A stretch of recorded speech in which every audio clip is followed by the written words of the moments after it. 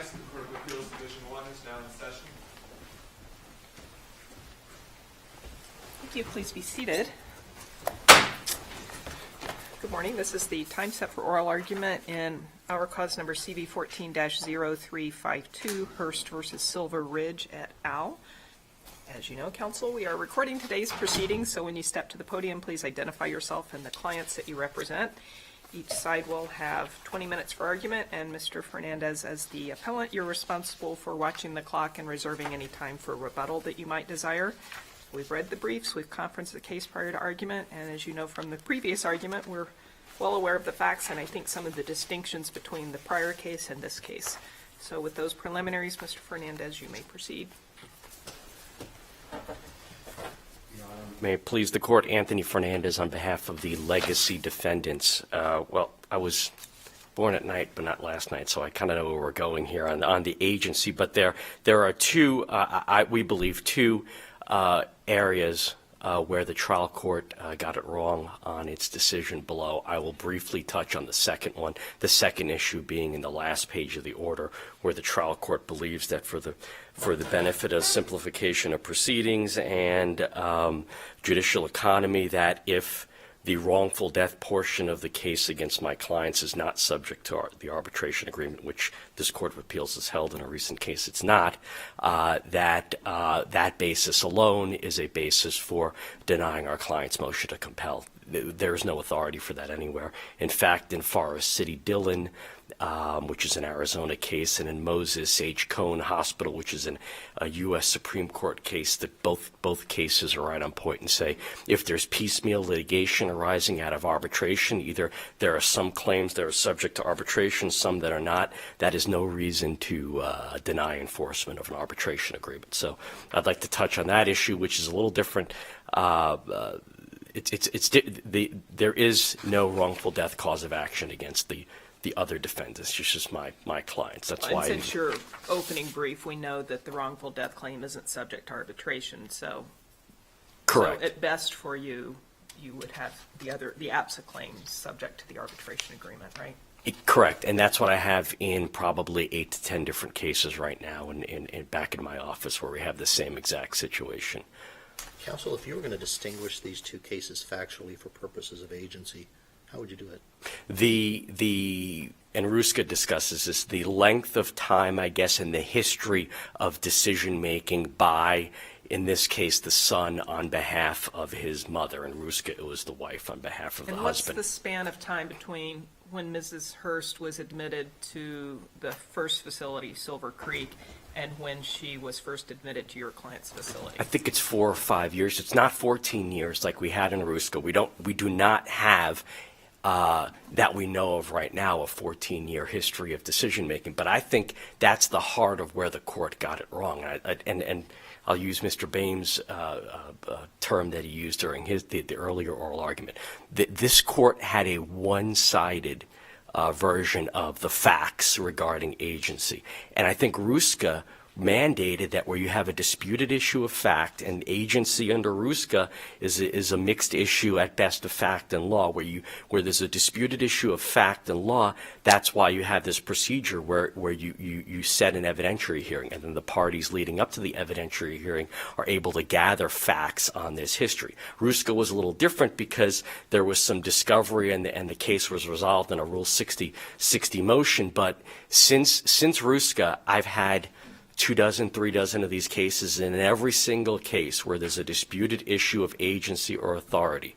And that's what we have here. The trial court got it right in that it's not clear whether or not the son had authority to bind his mother to the arbitration agreement. I'll concede that right now based on the record that we have in front of us. But that's the whole idea behind Ruska. You're not talking about a trial. You're talking about kind of a preliminary hearing on a particular issue that the judge will ultimately decide? It's an evidentiary hearing. Correct. We've done it where we've had half days. Not a trial. Not evidentiary, bench trial. But the judge decides it, and that was the issue. You have a rule that talks about preliminary hearings in civil cases?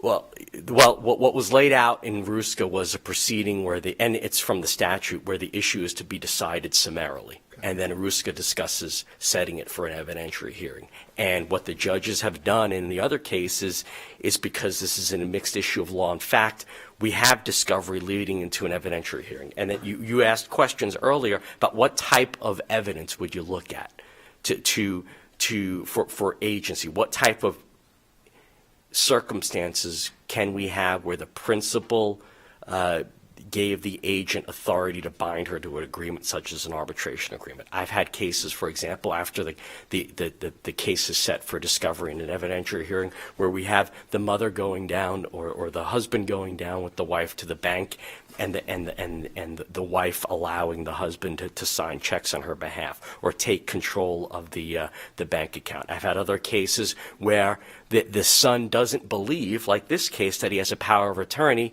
Lo and behold, there was a power of attorney that was in a probate file. There was a power of attorney in another medical record that was discovered after the court set it for evidentiary hearing. Mr. Hurst did not say he did not have a power of attorney. He just said, I don't recall. I've had other cases where the family members don't recall, but then a power of attorney is found. Counsel, I'm sorry. I have you mentioned Ruska, and I don't know how you pronounce it either, but that's how I'm going to pronounce it. I really think that Ruska does not stand for the quantity of the time as much as the quality of the representation. Agreed. That being the case, give me your best case for the quality of the representation by Hurst in regard to his mother. As we have now?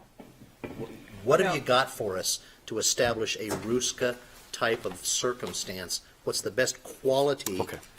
Right now, what we have is the son signing not only medical consents, he also signed documents where he directed his mother's funds. He also signed arbitration agreements at the prior facility. So we have a 4 or 5 year history of this son not only making health care decisions, but also signing non-health care documents like the resident fund document, like the arbitration agreements. And I think this court in Duane has said the arbitration agreement is more akin to a commercial transaction than it is to medical health care decision making. So that's what we have right now.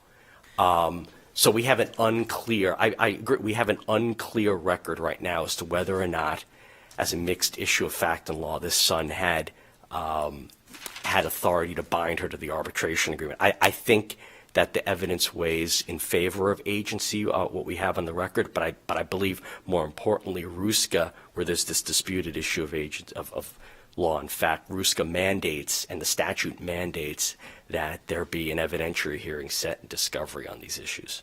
We didn't focus much on the issue of competency or incompetency in the first case. We made the assumption, which benefited the care home, that she was competent at the time of her admission there.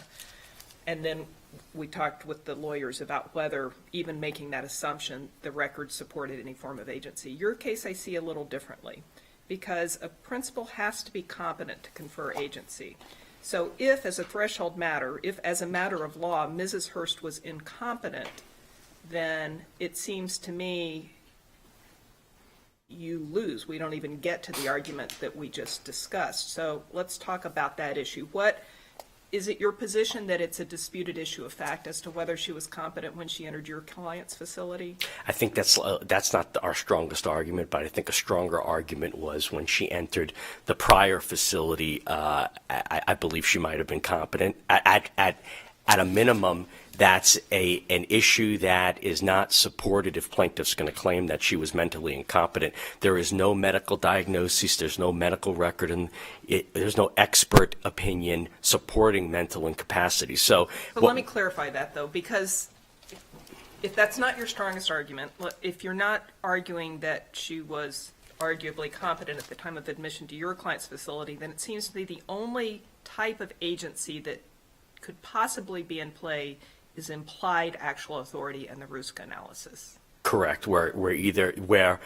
Assuming she was competent at the time her son signed those earlier arbitration agreements, right? She either intentionally or inadvertently induced this indicia of agency on her son. So following up on that, are you only focusing on implied actual authority, or are you also asking us to say there's a question of fact about express actual authority or apparent authority? Because for either of those latter two, we'd have to have a finding of competency, and so. Well, here's what I summarizing my argument. I think my argument is this: is that I think we have a very good argument as a matter of law that there was at least implied agency, assuming she was competent at the time that her son signed those earlier arbitration agreements. We don't know whether or not there was express agency, and that's the whole point with Ruska. There's a disputed issue of fact as to agency. Well, but Ruska said because Mr. Ruska was incompetent upon his admission, they say the parties don't even argue actual authority because he was incompetent, and we agree. So unless there's something in the record that creates a material issue of fact about her competency, I think you're out of luck on the express actual and the apparent authority. And that even if we were to agree with you that a remand's necessary on implied actual authority, those other types of authority would be out the window. Do you disagree with that? I disagree, because I've had circumstances where I thought express authority was out the window at the initial trial court stage, and then the judge rules that there are material issues of fact and law as to agency. We conduct discovery, and lo and behold, there's a power of attorney that's found in some medical record that hasn't been produced yet. And I think that's the whole point with Ruska. So didn't you need to create a material issue of fact already on that point for us to say that you're entitled to an evidentiary hearing? I mean, you might have arguably created a genuine issue of fact about implied actual authority, but where in the record was there anything proffered to the court that would cause a disputed issue about express authority? I think the disputed issue of fact is authority in general.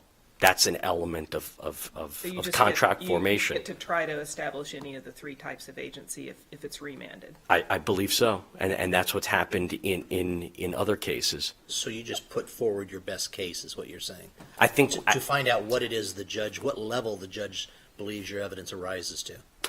I think what was required when this issue was argued and briefed to the trial court originally was the defendants to set forth the material issue of fact on contract formation. Authority is an element of contract formation. The court agrees it's not clear whether the son had agency authority.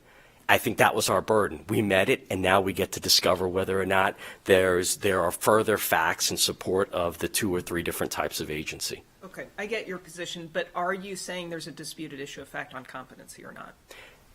Yes.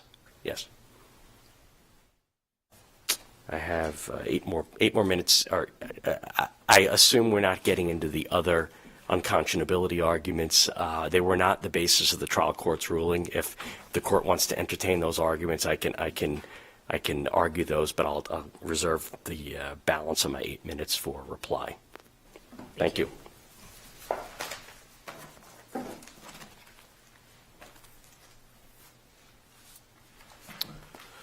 Good morning again, everyone, and may it please the court, Scott Boehm on behalf of Plaintiff Appellee. I think we talked about this a little bit, Judge Downey, in the original argument. But I checked my notes again, and I read through everything on the pleadings in the trial court. There was no issue of fact even raised about competency. That was the basis for our position. Let's call myself the defense. The plaintiff's position was that this is not enforceable because Mrs. Hurst was incompetent from Alzheimer's and dementia. And granted, we've heard this morning a bunch of times that there's questions of fact on that, but that was never even mentioned in the trial court. They didn't dispute it. They didn't brief it. I looked again at all the the motions and the replies. They didn't even address this. This came up for the first time today. So you're that saying there's that a question of fact. It's a waiver issue, is what I'm saying. I mean, sorry, Judge. I should That's all have right. started with that. Well, and I spent time on that because I think if there is no dispute about her lack of competency, then the only arguable type of agency that could arise is the implied actual authority and the Ruska, I mispronounce it, but it's easier for me, analysis. Yeah, and obviously, it doesn't matter how it's pronounced. It says what it says. But I think I don't think that gets them anywhere. Because I think they have to prove competency under any of But they have to the. prove competency at some point in time, but clearly Mr. Ruska was incompetent at the time of the relevant arbitration agreement, so they went back and they looked at prior occasions when he appeared to have been competent and to have conferred agency. So she wouldn't have to be found competent at the time of admission to Silver Ridge, but under what Mr. Fernandez is talking about, if she was competent at the time she entered Silver Creek, that might trigger the Ruska. Totally agree with what you just said. Disagree with this position. Agree with what you just said. But the competency, and the implied agency fails as to them for the same reason it failed, and Judge Thompson, you and I talked about this earlier, it fails against Silver Creek because there's no evidence or even suggestion until we got to appeal that she had any clue what was going on. It simply was, and this is why the trial court stated 3 times in his ruling that she was incompetent, because no one disputed it until we got up here. Because, but I'm not sure, Go ahead. honestly, I don't have a lot of confidence in that, because the trial court didn't say at what time it was making that finding. I'm not sure that I have confidence that it understood that under Ruska, if she was competent at the time of admission to Silver Creek, the first facility, that possibly there could be implied, or a question of fact about implied actual authority as to Silver Ridge, and Silver Ridge did provide the documents from Silver Creek, sort of laying the groundwork for that argument. So why isn't that enough to create a question of fact? Because they're just bootstrapping the same. I mean, you can't take, if it was inadequate to raise a question of fact as to Silver Creek, the legacy, the Silver The Ridge competency defendants. issue? Well, see, I actually think there was a question of fact as to her competency at the first facility, because he didn't check Alzheimer's. He checked dementia, but he said she was capable of independent living and all of these things. She wanted to go on field trips once a week. She wanted to go to Walmart.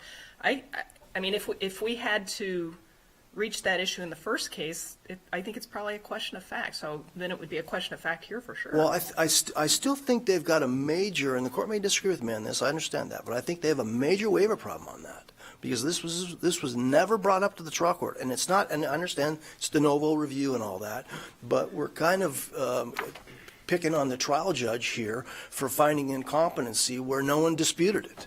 And he was, I mean, the whole basis of our position was she was incompetent, and no one challenged that. I mean, they brought up all the documents that Phil signed, and then the legacy defendants first attached theirs to the motion, and then to the reply, they attached the Silver Creek one. So they were relying on both sets. But no one ever said she wasn't incompetent. They said, look, here's all the stuff that Phil's been signing. But if she was incompetent from the get-go, which no one disputed in the trial court, then all that stuff doesn't make any difference. And it especially doesn't make any difference under a RESGA analysis, because there's no evidence that at any time, Silver Creek or Legacy, that Mrs. Hurst knew anything about any of these things, or what she was supposed to be How did the issue of asked to do. competence arise? I'm sorry? You say they didn't dispute the court's finding of incompetence. Give me the circumstance under which the issue of competence was presented to the trial court. It was presented to the trial court, and I have the legacy response here. Our response to their motion to compel, and there's a little difference. It's about like our briefs, and in it, that was our whole point, is that this is how it got raised. During Mrs. Hurst's residency, defendants knew Mrs. Hurst was in a compromised physical and mental state because she suffered from Alzheimer's, dementia, and hypertension. As a result of her condition, she required supervision, close monitoring, blah, blah, blah. And then we went on in our legal argument, and this of course is complemented with Phil's affidavit saying that, my wife was getting sick, my mom was sicker, we couldn't do her anymore. That's why we brought her down there. But let's say that they didn't raise it like they should have the court clearly went off on that tact and made some extensive findings on that. And so waiver doesn't quite fit when it was one of the major points that the trial court decided. Well, and the judge had the right to do that, because if it was essentially. Have the right to review that on appeal. Except I mean, it's a stipulation, in essence. I mean, I don't think it's fair for this court or any reviewing court to vacate a trial judge's findings on what essentially was a stipulated fact. We raised it, they never even addressed it. And if you look at the argument, that was like acknowledged all the way through.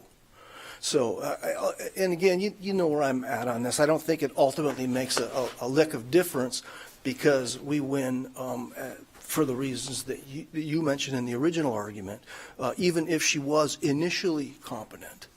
But there was that whole competency argument is up here for the first time, never mentioned below, which is why the judge said 3 times she's incompetent. I will point out, I agree with Anthony on one thing, Mr. Fernandez. This is one thing the judge was probably wrong on. The extent to which he would have, as an alternative basis for requiring or for not requiring arbitration, saying we're not going to do 2 things. You can do piecemeal. I mean, he was just wrong on that. That's a moot point. They've withdrawn the wrongful death argument based on Duenas. And Counsel, let me ask you a Sure. question. The order you just read from, for the record, and just to foreclose this issue, that order arose out of this litigation or the prior case? same, was all done at once. These are the exact same case. We look at the caption, it's us against all of them. And they filed sequential motions. I'm not sure who filed first, but there were 2 motions, 2 responses, 2 replies, all one argument. So does this carry the same case number? Or does this carry Yeah, both same 38, exact case number. That's why I started out by saying it's crazy that there's 2 appeals here. 38 and 52? Yeah, We're covered by this order. yes, there's only one order. So what the court found in 38 and in 52 was that Ms. Hurst was incompetent. Yes, 3 times, and I can't find it, John. But see, that's part of the problem that I alluded to earlier. I think it's important that the cases be viewed separately, because there are differing facts that potentially take you down a different legal framework on each. And that's my worry about this order and just a global finding of incompetency. Well, incompetency at what point? And I understand your point, but I'm not finding that a waiver issue, but I'm interested in what Mr. Fernandez has to say, because you are correct that that's not the way it was briefed. I guess I don't want to be repeating myself, redoubling my repetition, I guess it would be. But it really wasn't, no one brought it up. To get you some clarity here, Judge, there's just 1 minute entry. And, how we ended up with 2 appeals, I'm not sure, but everyone kind of acknowledged they go together. It wasn't 2 arguments, it was all done at one time. Let me see my notes here. One of the other things, this was not a 4 or 5 year span of document signing. Mrs. Hurst went to Silver Creek late September 28th of 2009. She came to Legacy April of 10. So we've got 7 months there is the difference.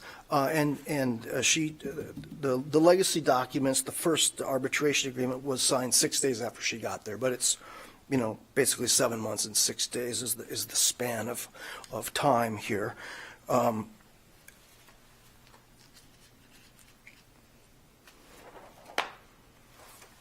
got nothing else. You may have already argued it in the first case. How's that? Probably, yeah. This may be my first time to incorporate by reference my prior argument. But thank you very much for your time. Thank you, counsel. Mr. Fernandez, you've got lots of time for rebuttal, so I actually am interested in this notion that Mr. Boehm raises, that the way your motion to compel arbitration was briefed in the trial court, incompetency or competency was not even flagged as an issue, and yet the trial court makes a finding. What do we do about that? Well, neither side briefed it to the point where we argued that there was clear and convincing evidence, the standard, that she could not appreciate her actions and the consequences of her actions. That's a medical diagnosis. That is not a fine. That's a mixed issue of law and fact also. But is that a waived issue? I mean, can we even consider the issue of competency on appeal? I think the better way to look to address this, Your Honor, is this is another incorrect point. This is another error by the trial court judge. He assumed incompetency without either side briefing the issue, without taking any evidence as to her capacity to make decisions and understand the consequences of her decisions. And he did not make a finding by the standard for incapacity here in Arizona that she was mentally incapacitated for X period of time. He just assumed she was incompetent. Counsel, in my experience, trial courts are reluctant. You've got 3 trial judges sitting here. Reluctant to make findings of fact just out of whole cloth. All right, they typically don't sit down and just say, well, what findings of fact can I make here? I'm intrigued. Did someone ask for a finding of fact that she was not competent? Not that I'm aware of. What was teed up with the trial court judge is the fact that she had at some point a dementia diagnosis, and she had at another point an Alzheimer's dementia diagnosis, and then she had at another point in time the need for the majority, if not all, her activities of daily living to be handled by Different a as to the 2 caregiver. facilities on that point because of the different points in time. I mean, from the records that we have, it looks like she was in better shape, and that's odd. It seems obvious when she entered the first facility than when she was when she entered your client's facility. And so what troubles me about the court's global competency finding is I don't see it tied to any point in time, and I guess what he is saying is she was incompetent at all relevant times. I think that's the way I read. That's the way I read the order, and I think it's with all due respect to the trial court, I think it's another error. You think it's a question of fact as to her first admission, but not necessarily a question of fact as to the point she was admitted to your client's facility. I think that you need further evidence to definitively define at what point in time she was mentally incapacitated by the clear and convincing proof to the. Was there ever any objection to that finding? Was there ever a motion for reconsideration in regard to that finding? No, what we asked I think the theme of our briefing below was that going back to my argument a little while ago, is that we raised a sufficient issue of fact as to an element of contract formation, agency authority.